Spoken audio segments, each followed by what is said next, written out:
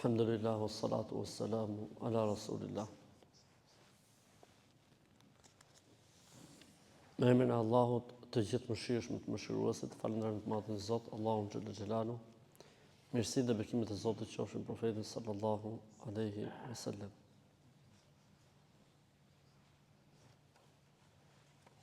Babu istihbab tahiyyat al-masjid bi rak'atayn, qira'at al-julus qabla salatihima, wa annaha mashru'atun fi jami' al-awqat. Është e pëlqyeshme që të falen 2 rekat të hyrjes në xhami. Dhe është e urryer që njeriu të ulet pa i falur ato, dhe se mund të falet në çdo kohë. Pra kemi këtu disa çështje për trajtuar. Ky 2 rekatshi i hyrjes në xhami, kur falet? 2 rekatshi i hyrjes në xhami falet kur njeriu s'ka arsye tjetër, sepse nëse njeriu futet në xhami dhe fal farzin, s'ka më 2 rekatsh.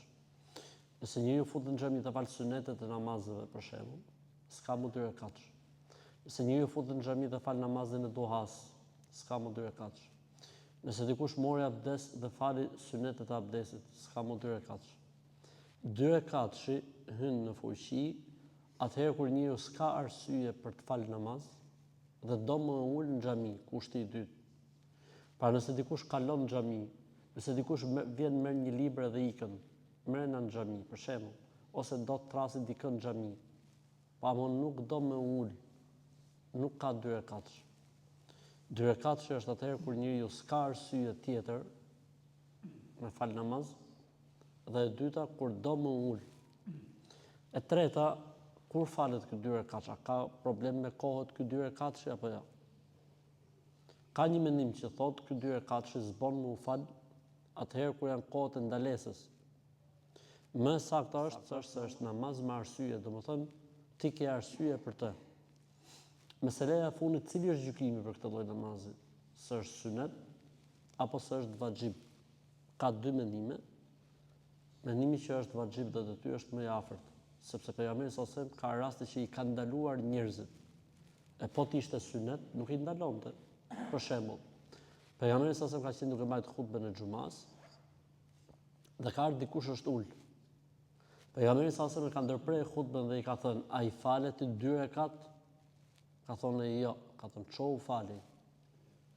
Ose thot, nëse vjen ndonjëri për jush në xhami dhe po mbahet ligjërata e xumas, mos të ulet pa i fal 2 rekat.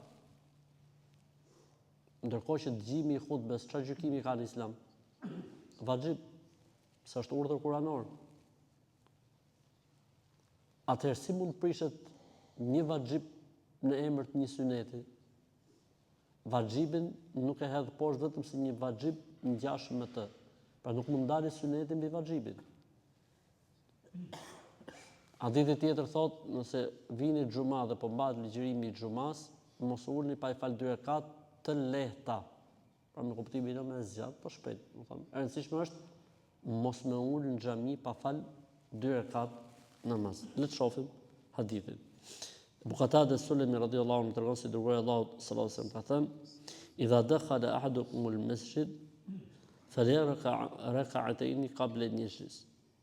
Nëse ndonjëri për ju futet në xhami, le t'i fali 2 rekat para se më ul.